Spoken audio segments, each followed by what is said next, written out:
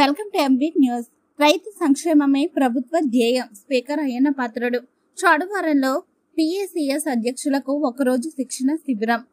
రైతుల సంక్షేమమే లక్ష్యంగా తమ కూటమి ప్రభుత్వం పనిచేస్తుందని, సహకార సంఘాలను బలోపేతం చేసి రైతన్నలకు అండగా నిలుస్తామని గౌరవ ఆంధ్రప్రదేశ్ శాసనసభాపతి శ్రీ అయ్యన్న పాత్రుడు గారు అన్నారు. శుక్రవారం అనకాపల్లి జిల్లా చోడవరంలో నిర్వహించిన ప్రాథమిక వ్యవసాయ సహకార సంఘాల పిఏసిఎస్ అధ్యక్షుల సమావేశానికి ఆయన ముఖ్య అతిథిగా హాజరై ప్రసంగించారు. ఈ సందర్భంగా స్పీకర్ అయ్యన్న పాత్రుడు మాట్లాడుతూ సహకార రంగం ద్వారానే గ్రామీణ ఆర్థిక వ్యవస్థ పరిపుష్టవుతుందని అన్నారు. రైతులు ఎదుర్కొంటున్న సమస్యలు పరిష్కరించేందుకు వారికి అవసరమైన రుణాలు, విత్తనాలు, ఎరువులు సకాలంలో అందించే బాధ్యత పిఏసిఎస్లపై ఉందని గుర్తు చేశారు.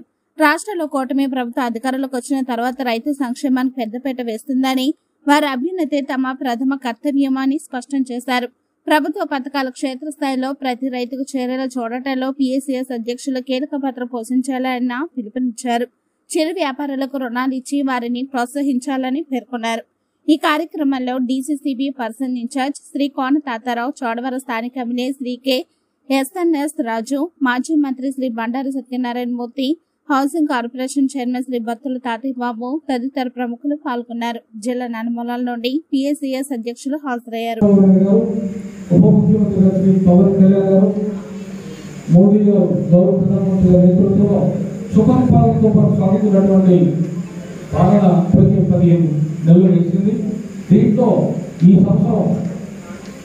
ఇంటర్నేషనల్ కోఆపరేటివ్ ఇయర్ గా దేశమంతా ఒక ఉత్సవ కార్యక్రమం జరుగుతూ ఉంది. సహకార సంఘాలు పటిష్టపడాలి. అవి పటిష్టం ఉన్నట్లయితే రైతులకి అన్ని విధాలు బాగుంటారు. వాళ్ళ ఆర్థిక అభివృద్ధి చెందినప్పుడే వాళ్ళ జీవన ప్రమాణం మార్పు వస్తే తప్ప అభివృద్ధి చెందని భావించలేవని ముఖ్యమంత్రి గారి సూచన మేరకు పెద్దలందరూ వారి సూచన మేరకు చాలా మంది నియోజకవర్గాల్లో పిఎస్సి చైర్మన్లుగా, ఇద్దరు డైరెక్టర్లుగా నియమించడం జరిగింది. 98 సొసైటీలు ఉన్నాయి మన ఉమ్మడి విశాఖ జిల్లాలో. ఈ 98 సొసైటీలో 10 సొసైటీలు ఇంకా రావాల్సి ఉంది. ప్రభుత్వ నియామకం త్వరలో మిగతా ఉన్న సభ్యులందరూ కూడా ప్రెసిడెంట్లని ఇక్కడ ఆహ్వానించారు. వారు ప్రత్యేకంగా ఎందుకు పిలిచామంటే ప్రభుత్వం మీ మీద నమ్మకం ఉంచి నియమించింది. మిమ్మల్ని రైతులకి ఈ సొసైటీ ద్వారా చేరువ అవకాశం చూసినటువంటి అధికారాలు ఏంటి, మీకు ఉన్నటువంటి అవకాశాలు ఏంటి, మీరు ఏదైనా ఎవరికైనా ఉపయోగపడాలంటే మీకు అధికారం ఉందా లేదా అనేటువంటి మీకు తెలియజేయాలని చెప్పేసి మీకు ఇవాళ ఈ శిక్షణ వర్క్ షాప్ లేదా అవగాహన సమస్య కూడా ఏర్పాటు చేస్తాం. ఏం చేయకూడదు, ఏ విధంగా దీన్ని అభివృద్ధిలో నడిపించాలి అనే విషయం మీద అవగాహన కల్పించాలని ఈ కార్యక్రమాన్ని ఏర్పాటు చేయడం జరిగింది.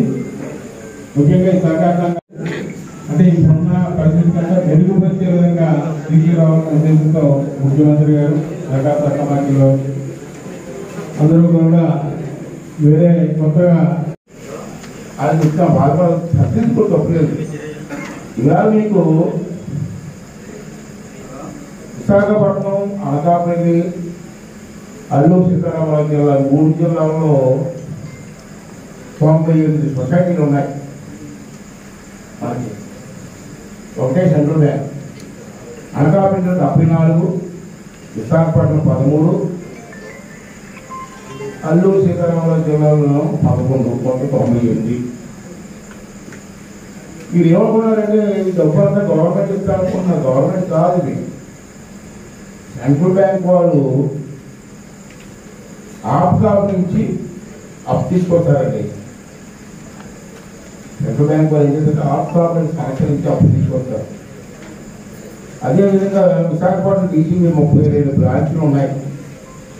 ఇప్పటికి డిపాజిట్లు 1000 కోట్లు మన దగ్గర బ్యాంకులో 1000 కోట్లు. రుణాలు 1600 కోట్లు ఉన్నాయి. డిపాజిట్లు 1000 కోట్లు ఉంటే రుణాలు ఇచ్చినాయి 1600 కోట్లు ఇస్తారు. అలాగే ఏ బ్యాంక్ అయినా అలాగే ఇస్తారు, అది సహజం. మొత్తం జరుగుతున్న వ్యాపారం 8600 కోట్లు. జిల్లాలో మన ఈ సెంట్రల్ బ్యాంక్ వాళ్ళు జరుగుతున్న వ్యాపారం మొత్తం అంటే రకరకాల అందిస్తారు కదా, అవన్నీ లెక్కస్తే 8600 కోట్లు ప్రజలకి రకరకాల వ్యాపారాలు వ్యవసాయంతో ఇది మన జిల్లాలో ఎంతమంది రైతులు సభ్యులుగా ఉన్నారు ఈ తెలియాలి. ఏంటి ఎందుకంటే మాకు తెలియదు, కొత్తగా వచ్చారు కాబట్టి. మన జిల్లాలో సెంట్రల్ బ్యాంకులో 4,56,000 మంది రైతులు సభ్యులుగా ఉన్నారు. సక్రమంగా పనిచేస్తే ఈ 4,56,000 మంది రైతులకి మేలు జరుగుతుంది. అందుకు చెప్తాను తీరం తప్పు లేవు. 4,56,000 మంది రైతులు ఈ సొసైటీలో మెంబర్లు ఉన్నారు.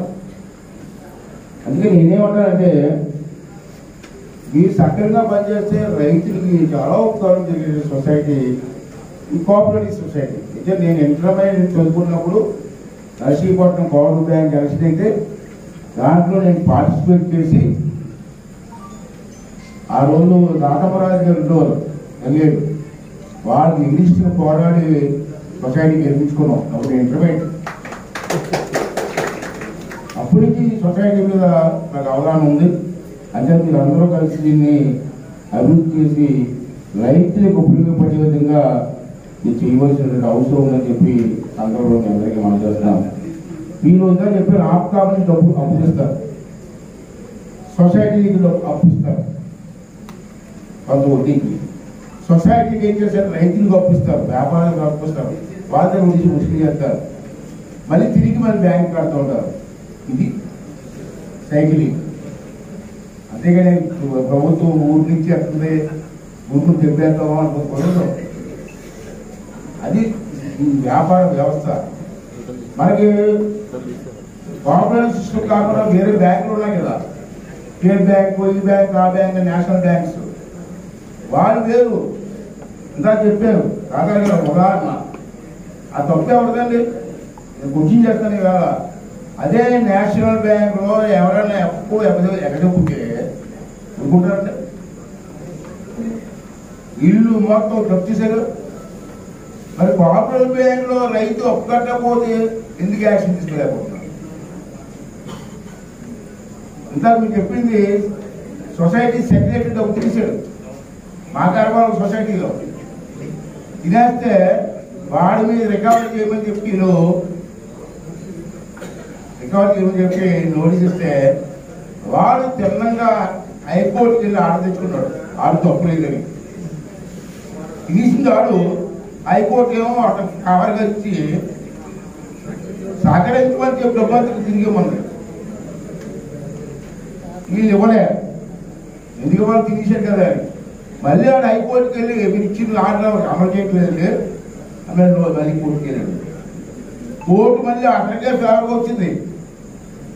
నేను అడుగుతాను, హైకోర్టు లాంటి పెద్ద వ్యవస్థ ఒకటి డైరెక్ట్గా అక్కడికి తప్పు చేసిన వాడికి ఫేవర్గా ఆర్డర్ ఇచ్చిందంటే మీరు లేఖలో ఉపయోగించిన మీ లాయర్ గారు తప్పది. ఆయన ఉంటాడుగా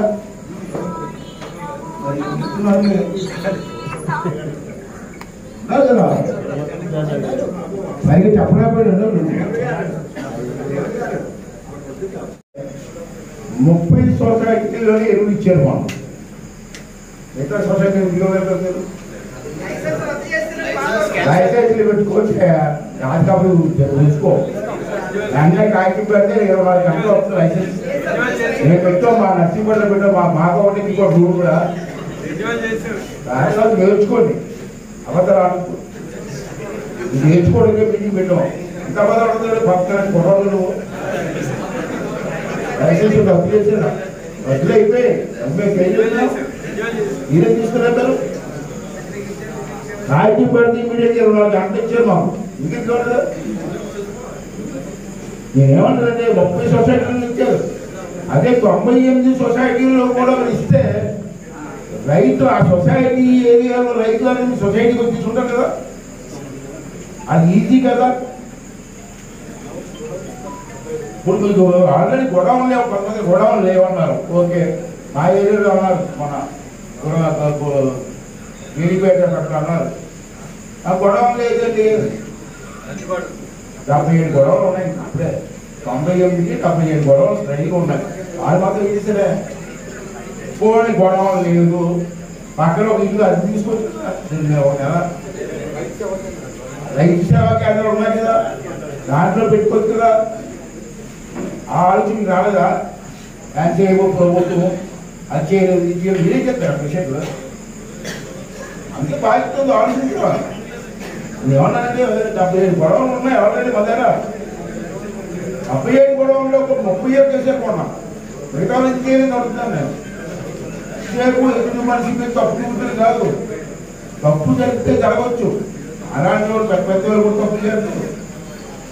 తెలుసో తెలియకో తప్పు అని తెలిసిన తర్వాత సరిదిద్దుకోవడం కోసం ప్రయత్నం చేయాలి మనం. అది నేను చెప్పింది మరి విమర్శించడం కాదు. అంటే జాగ్రత్తగా నేను కొలిదంటే ఇవాళ ఉన్నాయి. నేను ఉదాహరణ చెప్తాను, ముగిస్తాను. పెద్ద పెద్ద వ్యాపారస్తులు ఇవ్వద్దు మనం రోజులో. పెద్ద బ్యాంక్ ఇచ్చుకుంటే మనకేది ఆడ కోర్టుకు పోతాడు, సుప్రీం కోర్టు పోతాడు, మనం వెళ్ళాం. పెద్దోళ్ళు చిన్న చిన్న వాళ్ళకి ఇవ్వండి అయ్యా. రైతులకి, రైతులు ఉపయోగించే మిషనరీకి ఇవాళ డ్రోన్లు వచ్చాయి. ఒక మండలానికి 2 డ్రోన్లు ఇవ్వండి. ఇద్దరు కుర్రోళ్ళకి వాడు మొత్తం ఒకే రోజు 10 ఎకరాలు 20 ఎకరాలు మందు కొట్టేస్తుంది డ్రోన్ వెళ్ళి. ఇప్పుడు మనం మందు కొట్టాలంటే కొట్టుకొని స్ప్రే చేసుకుంటే అంత ఎండాలి కొడతాం. టెక్నాలజీ మారింది వేళ. అంటే మండలానికి నేను డ్రోన్ పెట్టుకొని ఎక్స్ట్రీ కుర్రోలు పెట్టడం మేము చదువుకుంటున్న వాళ్ళే. మండలానికి నేను పెట్టి ఎన్ని మండలాలు ఉన్నాయి మనకి? ఇప్పుడు సొసైటీ కూడా ఇవ్వండి, 98 మంది కుర్రోళ్ళు ఉద్యోగాలు వస్తాయి. పని కలుగుతుంది, మీకు పని కలుగుతుంది. రెండోది వ్యవసాయ సామాగ్రి చిన్న చిన్న మిషన్లు వచ్చే మధ్యనే చెట్టు చుట్టూ ఆడితే వేస్తుంది మిషన్ వచ్చింది.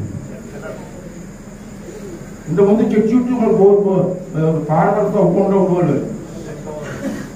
ఇవాళ మిషన్ తిప్పుతుంది ఒక నిమిషంలో ఒక చెట్టు అయిపోతుంది. ఇటువంటి ఎన్ని వస్తే మనకి దాన్ని మనం చేయగలిగితే వ్యవసాయం బతుకుతుంది, రైతు బతుకుతాడు. ప్రభుత్వం మీద ఆధారపడకుండా బతికే అవకాశం రైతు కోసం. ఈసారి ప్రభుత్వం ప్రభుత్వం ప్రభుత్వం అంటారు రైతు. మనం చేసి ఇప్పుడు మనం చేయాలి కదా. దాని కోఆపరేటివ్ ద్వారా చేయవలసినటువంటి అవసరం ఉందని చెప్పి ఈ సందర్భంలో మీ అందరికీ మనం చేస్తూ ఇంకో ముఖ్యమైన విషయం అండి.